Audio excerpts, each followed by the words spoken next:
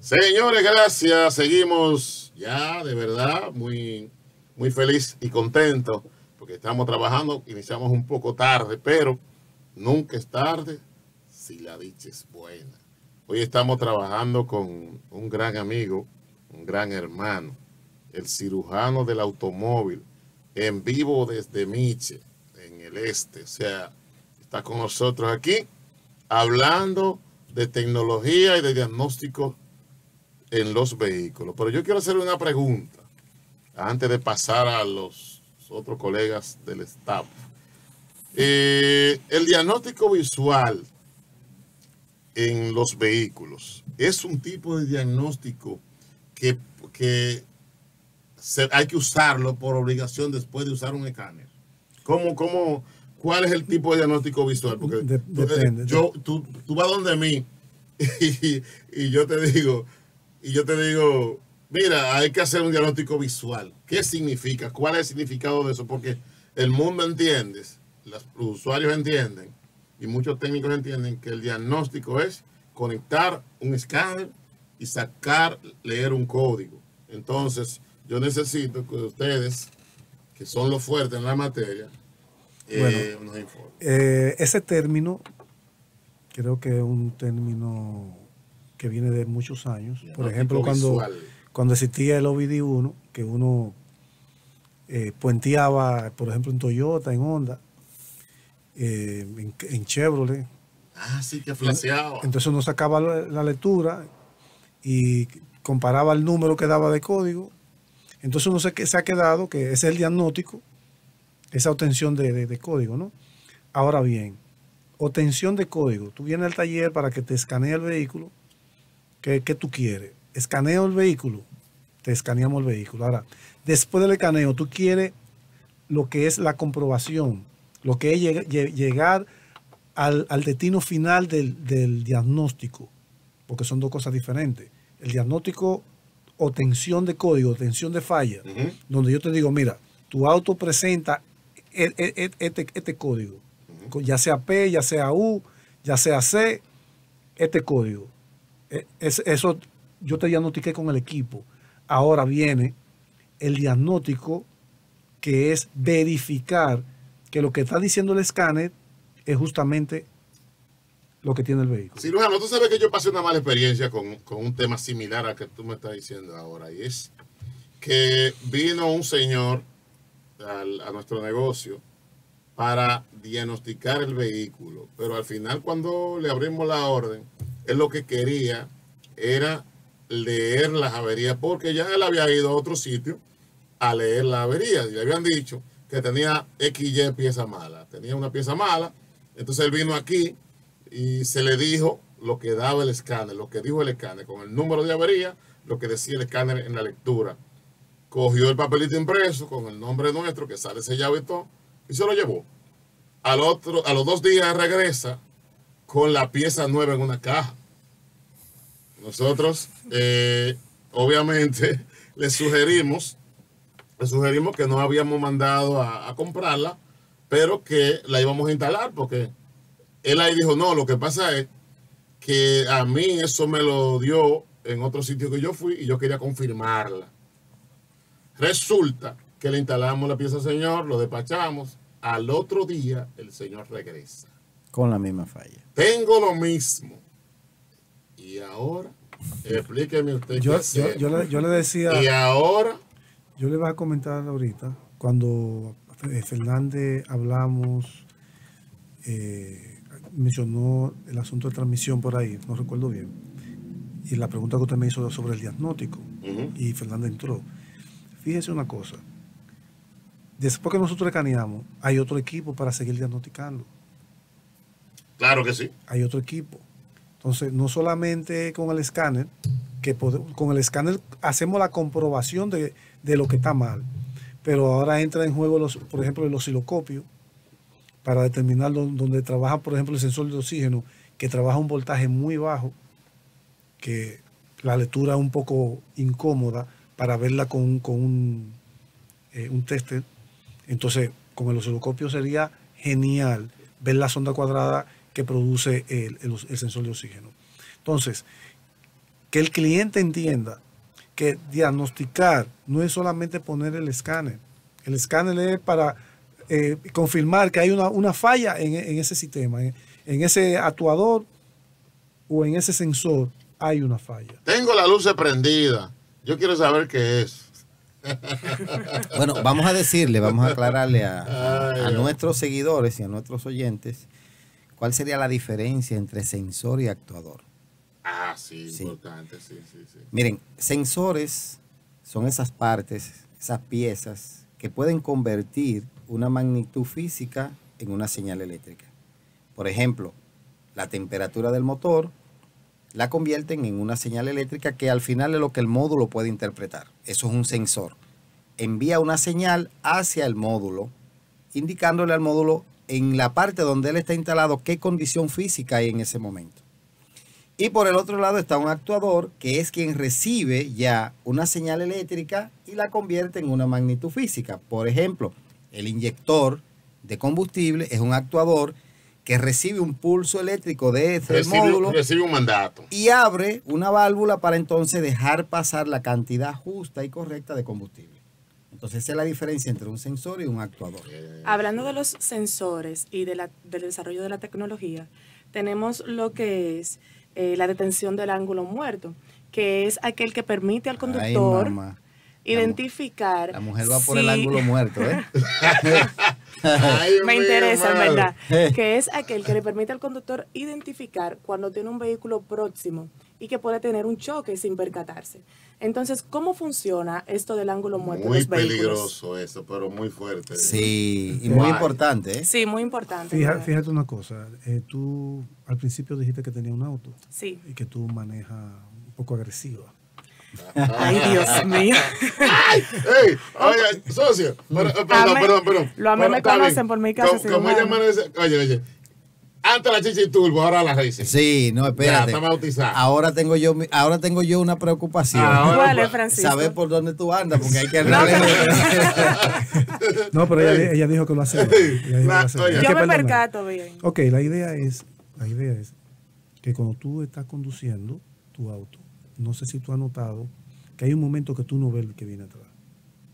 ¿Lo has notado? Sí, ese es el ángulo muerto en ese caso. Ángulo muerto. Entonces, ¿qué sucede con esta tecnología?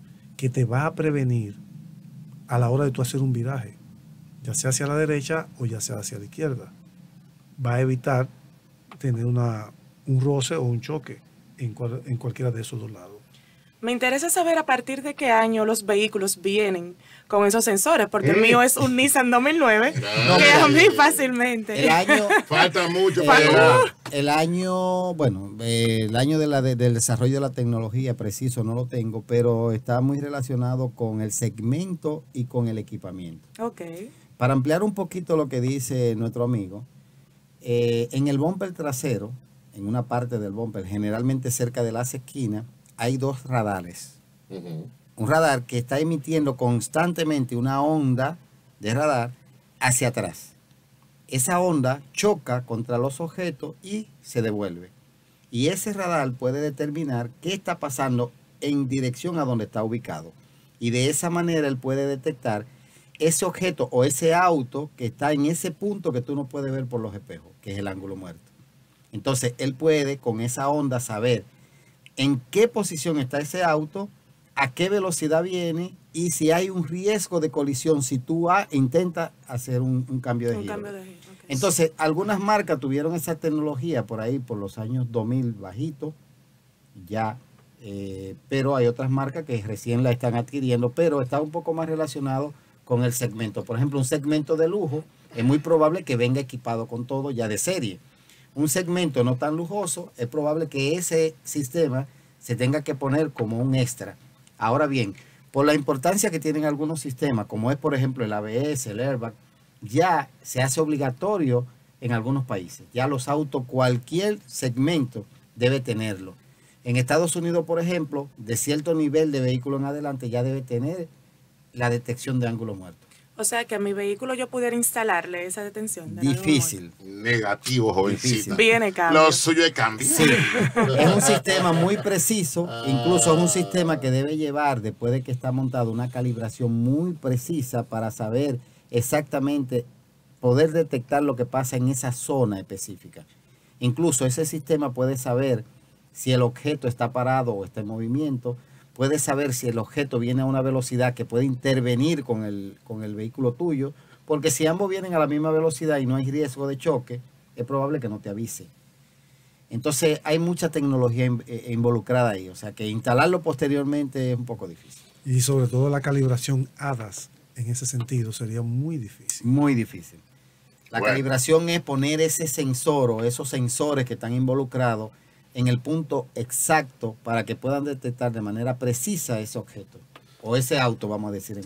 A mí me propusieron adaptar unas luces a un vehículo moderno y yo realmente adapté las traseras.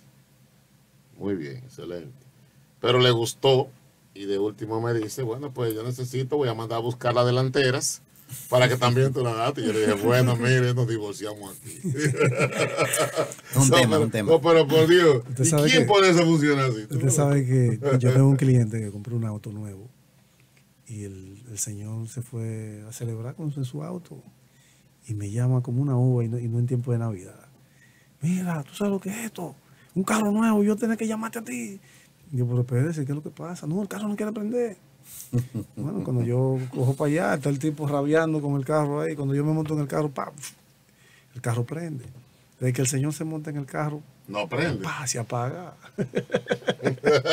Ya tú sabes lo que es, ¿verdad? Alcohol puro. En vivo, chupando. Chupando. Mira. Aquí no va a caminar ninguno. Señores, el único país donde tú andas con la pequeña ahí y el policía te ve y no te dice nada. Pero está mal. O sea, no debemos hacer eso porque cuando las personas estamos tomando alcohol perdemos mucha capacidad de reaccionar. Motora. Hay muchos problemas. Exacto, y es muy peligroso. Hay muchos problemas. El frenado de emergencia también vendría ligado a lo que es la asistencia. Esta mujer anda rápido. Le dije que yo vengo a aprender. Ya yo estoy tomando el curso con el cirujano aquí. Ay, mamá. Cirujano, apriétese la correa ahí. Esta mujer no está fácil. Espera. Cuando tú te refieres al freno de mano. No, de emergencia. De emergencia. Es el freno de mano. No. ¿La emergencia? No. No. Mire, cirujano. Ya eso pasó. La mujer pasó de ángulo hace muerto rato a otra cosa. Ella está fuera de freno de mano hace rato. Espera. Pregunta de nuevo. Ya, vamos a ver. Ok. El frenado de emergencia facilita a las personas a detenerse en un momento determinado o el vehículo se detiene en un momento determinado cuando ve un objeto próximo. Frenado de emergencia. Frenado de emergencia. Ya. Entonces, no emergencia. ¿cómo funciona ese frenado? Viene ligado La también. mala. Déjame agregar un poquito. Okay. Yo creo que ella se refiere a esos sistemas que pueden escanear el frente del vehículo y pueden parar el vehículo si hay riesgo de una colisión. Exactamente, frenado de emergencia. Yo le estoy diciendo. Claro, Francisco. Ahí que ya está. Ahí es que está la no es emergencia de freno de mano. Mira, eso va a depender de todas las circunstancias del momento. Porque nosotros decimos freno de emergencia y el auto inteligentemente va a reaccionar, pero hay muchos factores en el camino que hay que tomar en cuenta para que se dé esa condición de emergencia. ¿Me explico? Okay, sí. Ahora, eso es, por ejemplo, yo tengo un sistema ABS en mi auto y yo frené de emergencia y guayaron la goma. Guayaron. Que no debió ser. Pero la emergencia, o sea, el tipo de emergencia, yo frené el auto porque yo venía ligero y tuve que frenarlo. Entonces, eso va a depender de la emergencia que tú tengas en el momento del frenado. ¿Y qué yo hice? Yo lo solté y entonces me fui suave para que él hiciera su trabajo. Porque estamos hablando el freno de ABS, que es el freno inteligente, llamémosle el freno inteligente. No, el freno de ABS es el que a veces frena y a veces no frena. Exacto. pero cuando me refiero a inteligente es que él reconoce la condición del terreno para que tú puedas maniobrar el volante y pueda dirigir el auto sin que pueda chocar. Entonces, a eso me refiero freno inteligente. Ahora, va a depender de la condición del frenado y las circunstancias de la carretera para evitar que tú puedas, en un momento, la goma se te bloquee. Porque hay un momento de emergencia. Cuando tú tienes una emergencia, tú pisas ese pie que tú lo pasas por el otro lado. Entonces, el freno también entiende que hay una emergencia. Sí, sí. Okay. Bueno, pero creo que la pregunta va por el lado siguiente. En algunos autos existe ya un sistema en la parte delantera que, al igual como sucede en las esquinas para el ángulo muerto, van escaneando el frente. Entonces, dependiendo del proveedor del sistema o de la marca, tiene diferente nombre. Por ejemplo, en algunas marcas que yo conozco se llama Front Assist. Y el Front Assist lo que hace es que escanea constantemente el frente con un radar que emite una señal de radiofrecuencia y midiendo el tiempo que tarda esa señal en ir y volver, se puede calcular a qué distancia está el objeto en el que esa señal rebotó. Entonces, si hay la posibilidad de una colisión y el conductor no reacciona, el sistema tiende a frenar el auto. Creo que a eso te refieres. Exactamente, a eso me refería, cómo funciona esa automatización del vehículo. Ya. De que frené porque el conductor no hizo esto, pero intervienen muchos factores. El protagonista principal es ese radar que está por ahí adelante, que lleva una calibración muy precisa también, que está escaneando constantemente el frente del vehículo. Si se detecta un objeto al cual tú te estás acercando, ya sea porque tú aceleraste mucho, ya sea porque el objeto frenó, el auto que está enfrente, y existe la posibilidad de un choque, lo primero que hace el sistema es que te avisa. Te da una señal visual y sonora para decirte a ti, hay una posibilidad de choque. Si aún así tú no reaccionas, entonces él toma el control y frena. Ahora bien, si el conductor, por la razón que sea, toma el control y decide chocar el auto, el sistema no va a intervenir. Si tú pisaste a fondo el acelerador, el sistema te deja el control aunque tú te choques. Okay. ¿Por qué? Porque es una condición de una decisión tuya. Por ejemplo, puede pasar que tú tengas una emergencia en la que te estén siguiendo y que tú te veas obligado a chocar el auto de adelante. Si el sistema frenara tu auto e ignorara tu decisión, entonces tú te verías envuelta en una situación incómoda. Y está preso ahí. En otro sentido, no es autónomo. No es autónomo. La decisión final siempre la tiene el conductor. Okay. Ahora bien, si el conductor no hace nada, él sí va a detener el auto. Y todo va a depender también del nivel de tecnología, porque hay sistemas que solo te avisan. Ahora bien. Y hay sistemas que sí intervienen sobre el freno. Ahora bien, los autos son desechables de ahora en adelante. Como dijo nuestro amigo al principio, cuando se involucra la posibilidad de una colisión, el auto es un instrumento para preservar la vida de los conductores. No es por la colisión. El auto, si por ejemplo se quedó inútil, pero los ocupantes sobrevivieron, esa fue su misión. De hecho, tú relacionas los autos de los 70 y los principios de los 80, eran puro hierro. Y no era seguro. Y los ocupantes todos muertos. Y hoy en día, el carro entero. Y hoy en día tú chocas un carro y te paras. Oigan donde yo voy. El tema es que en la vida todo se desvanece, todo se pone viejo, todo el tiempo pasa y nos vamos poniendo viejos. Todo tiene un valor de devaluación. ¿Qué va a pasar, por ejemplo, cuando en República Dominicana y otros países un carro de eso ya tenga cierta edad y comiencen a adaptarle cosas? ¿Qué va a pasar? Nada, no va a servir. Okay. Simple. Hay países, por ejemplo, en los que las personas, los dueños, los propietarios, arreglan el auto como deben, y llega un momento en que el auto ya no es rentable repararlo y simplemente lo llevan a escrapear. Países como el nuestro, que inventamos muchísimo, va a pasar que a lo mejor llega un momento que el sistema no reacciona como debe y en vez de protegernos podemos crear un accidente y cosas como esa. Eso es lo que debe. Y vamos a empezar también a anular y a quitar cosas. A cortar manguera. Ahora, ¿usted piensa que el auto eléctrico debería de depender de su propia energía? Depender de su propia energía. De su propia energía, sí. Bueno, esa pregunta para mí. En sentido general, no. Yo le he pensado eso, que él podría generar su propia energía. Exacto, ¿y cómo la generaría? Esa es la la pregunta. Sí, sin embargo, es imposible. Wow. igual. La energía ni se crea ni se destruye. La energía se transforma. Sí. Entonces es imposible que el auto genere su propia energía porque no hay cómo generar energía. Tenemos que transformarla de una fuente a otra. Y en ese sentido, entonces podríamos tener una fuente Renovable, que le saquemos la energía. sí, pero siempre la convertimos. Por ejemplo, el sol, Sí. El viento. Sí, pero el viento, sí, pero la fuerza sí. del agua por la Por gravedad. ejemplo, yo estoy leyendo porque a mí me pareció curioso ver un individuo en la red y yo lo hice y me funcionó con una bocina y yo prendí un bombillo de 12 voltios. Hice un embobinado Ujú. y tengo energía Sí, de un imán sí. con un bobinado. Ujú. Entonces, mi pregunta viene en ese sentido. Entonces, ahora, ¿cuál sería la capacidad de ese imán? ¿Y qué necesitaríamos para aislarlo? Porque un imán que produzca energía tiene que ser de buen tamaño. Imagínese todo lo que vas a traer. No sé si me entiende. Claro que sí. Es que es un tema. Mira, en toda transformación hay pérdida.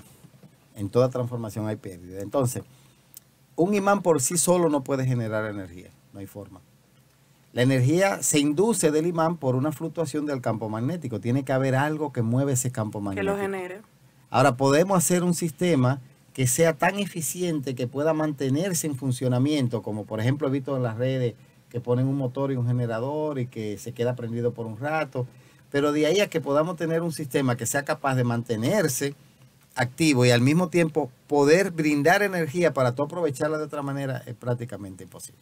Para mí, desde mi punto de vista hoy en día. Sí, eso yo lo entiendo. Sin embargo, por eso te decía, quise decir la inquietud porque no lo veo imposible. Ahora, para mí lo que sí sería imposible es qué tipo de energía en ese sentido, con un embobinado, podríamos tener para tener esa energía. Ya. Me explico, porque no es que no es imposible. Pero imagínate tú que tú tengas un imán del tamaño de un carro, del motor de un carro, con un embobinado, produciéndote energía, pero todos los objetos Lo atrae. lo vas a traer. Entonces, en ese sentido sí. Tú vas manejando y tienes un carro pegado y un motorista de este lado. Ya, ahora No, yo quiero hacerle una pregunta a usted. Yo quiero que usted me explique a mí cuál es el diagnóstico auditivo. ¿Qué significa? Auditivo. Auditivo. Bueno, usted Si dijo... si usted no la quiere coger, suéltesela al cirujano, pero... No, cualquiera. Pero usted dijo algo interesante ahorita y yo iba por un lado diferente al de ustedes. Ah, Sí, claro. Ustedes, luego el cirujano me aclaró y me recordó esos tiempos donde nosotros hacíamos el diagnóstico por el palpadeo de la luz. ajá, el O sea, destello. lo destello, sí, el exacto. destello. Y asociamos en ese momento lo que es un chequeo visual. Esa no fue la pregunta que yo hice. Ah, bueno. Yo ahorita hice Ajá. un diagnóstico Visual. visual. Exacto. Visual. Y ahora me habló de y auditivo. ahora estoy preguntando por un diagnóstico auditivo. Exactamente. Son dos Bueno, diferentes. no, ahí quiero llegar, ahí quiero pues llegar. vamos arriba. Ahí quiero llegar. Por ejemplo, hace un momento se relacionó, o lo que yo entendí, un diagnóstico visual con esa posibilidad de códigos de parpadeo que existía antes. Ese no es visual. Exactamente. Ahora bien, yo, en mi experiencia y en algo de conocimiento que tengo, entiendo que el diagnóstico visual y también auditivo es necesario y es parte del procedimiento de diagnóstico en función, como dijo el cirujano, de cuál sea la falla. Por ejemplo, si nosotros tenemos otra vez nuestro amigo en cuestión del sensor de oxígeno registrado en la memoria de avería de la computadora del motor como falla, yo comenté al principio que de un lado teníamos el sensor, de otro lado teníamos el módulo y intermedio teníamos los cables. Si, por ejemplo, mi falla es que el sensor de oxígeno tiene un cortocircuito a masa, corto significa que se pegaron, a masa significa la carrocería del vehículo. O sea, uno de esos cables Ahí se entiende. está pegado a la carrocería del vehículo. Si mi avería es que el sensor de oxígeno tiene un cortocircuito a masa, como parte de mi diagnóstico tiene que haber un chequeo visual porque me va a ayudar. Claro. Si hay un cortocircuito, si en algún lado la cablería está pegada a la carrocería, con un chequeo visual fácilmente yo voy a hacer un seguimiento de la línea y a lo mejor puedo encontrar ese punto donde la cablería se pegó a la carrocería. Entonces, a eso lo interpreto como un chequeo visual. Si tenemos, por ejemplo, una falla en la que se involucra un ruido, ya sea un ruido mecánico o algunos actuadores también hacen ruidos inusuales como ronquido, como parte de un funcionamiento irregular, un chequeo o un diagnóstico auditivo me puede ayudar a detectar cuál es el actuador que en algún momento está haciendo un ruido no usual, no correcto. Y ahí yo voy a tener como parte del diagnóstico un diagnóstico auditivo. No sé si a eso usted se refiere. Exactamente, diagnóstico auditivo. Diagnóstico auditivo para mí es una forma de diagnóstico que me va a permitir como técnico localizar una falla en función de un ruido. Diagnóstico visual es para mí un diagnóstico o una parte del diagnóstico que me va a permitir, mirando, por ejemplo, haciendo un seguimiento de una línea o de una pieza en cuestión, ver una falla que se puede detectar con la vista. Un cable que está pelado, un cable que está machacado, cosas como eso. Quiero decir, con relación a lo que dice Francisco, estamos hablando de dos tipos de diagnóstico. Estamos hablando de la obtención de falla y el diagnóstico para saber que el código que tenemos, la falla que dice el equipo que tiene, es lo que realmente está pasando en el auto. Entonces, si estamos hablando de un chequeo visual, es algo que tú estás mirando aéreamente, porque tú estás haciendo una visión de algo un problema que tú puedes encontrar en el camino y lo estás verificando. Ahora, cuando tú coges la plataforma y entra al diagrama y empieza, entonces ya no es un chequeo visual. Cuando coge la plataforma Identifix. Sí, digamos que cuando tú tienes los diagramas, ya tú no estás haciendo un diagnóstico visual, porque ya tú estás profundizando un poco más en lo que es el diagnóstico. Entonces, es bueno que se sepa esto, porque cuando viene el propietario a nuestro taller, va a interpretar que cuando nosotros hablamos de diagnóstico, de chequeo visual, es que nosotros vamos a mirar el vehículo y lo vamos a arreglar. No, y vamos a encontrar una línea pegada, como dice Francisco. Y ahí aterriza y ahí está el problema.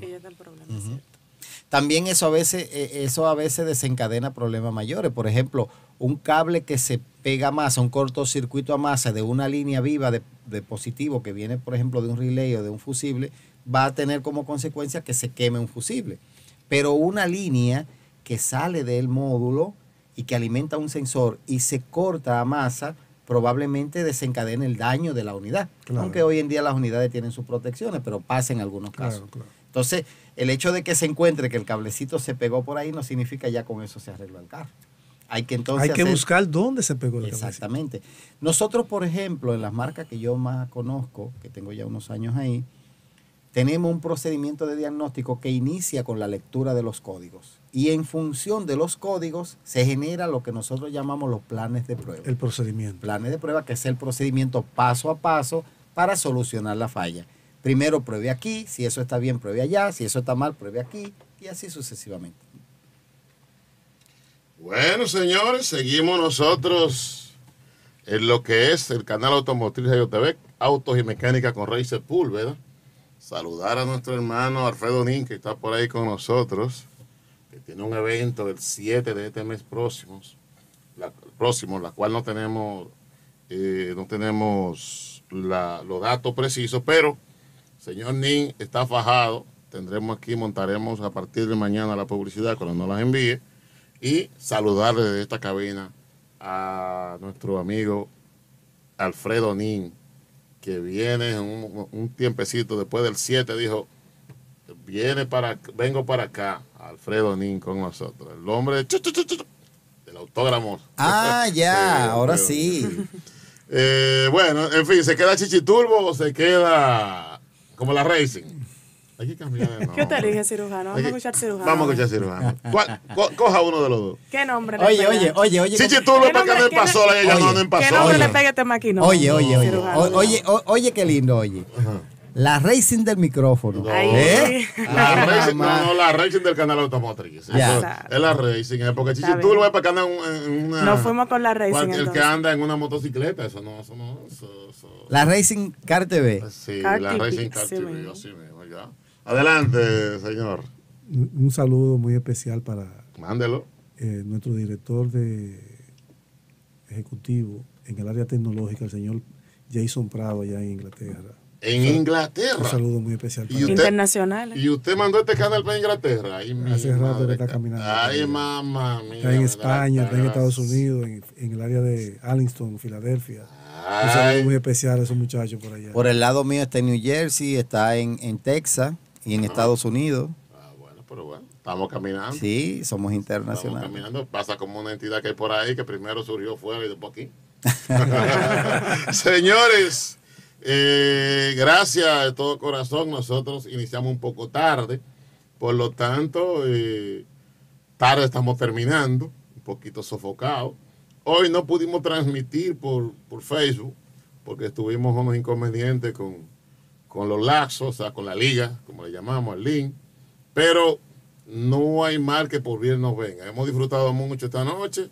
Ustedes se han conectado directo a YouTube y por nuestra página web, cartvrd.com.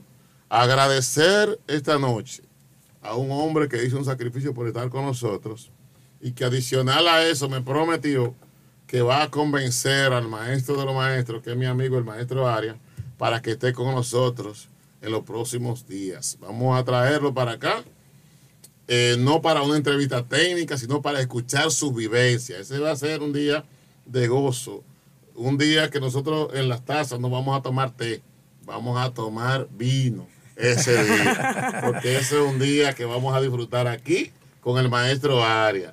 ¿Qué usted dice, vecino? Pero claro, es una figura y muy amigo nuestro. Claro, estuvo en nuestro programa aquella vez. Sí, sí, sí. Yo pienso que sería algo muy grandioso para nuestro canal que compartir con el maestro Arias esa vivencia que ha tenido y que mucha gente lo ha podido disfrutar, y pienso que sí, que sería bueno. Una persona que dice la cosa en un lenguaje llano. Tan sencillo como Sí. eso. Yo quería que él perteneciera al staff, pero él me dijo, yo le entregué a usted ese pedestal, ya yo no puedo hacer eso. Entonces, con nosotros, la jovencita elegante, señores, hoy vino que va a haber que poner seguridad, va a haber problemas, porque el socio y yo, ya digamos, ahora, obviamente. Pero yo estoy acompañada de 3 caballeros aquí, si yo no necesito seguridad. Obviamente. No, esa es la flor más bella que tiene esta cabeza. No, para protegerla porque dígame usted, cuando viene a ver. Hay que buscar un colín colorado. Entonces, señores, gracias de verdad a todos ustedes que han estado conectados con nosotros. Recordarles que se suscriban a nuestro canal para que esto siga sucediendo, que le den a la campanita y lo transfieran y lo compartan y lo manden a todos los países, a toda su familia, a toda su gente, para que esto pueda ser una realidad que estamos luchando por ella en el sector automotriz, que aquí lo vamos a asesorar. Asimismo, dejar sus comentarios en la cajita de YouTube de los temas que les interesarían saber o que diéramos acá en CAR TV para nosotros desarrollarlo y ver la manera en que podemos documentar esos temas que a ustedes les interesarían saber. Muy bien, excelente. Un saludo para todos nuestros seguidores y nuestros oyentes. Y bueno, esa parte que acaba de decir la Racing de CAR TV es importantísima. Para nosotros es importante conocer cuáles son sus inquietudes, sus necesidades, porque así vamos a complacerle directamente y no tenemos que desarrollar los temas que a nosotros nos parecen interesantes.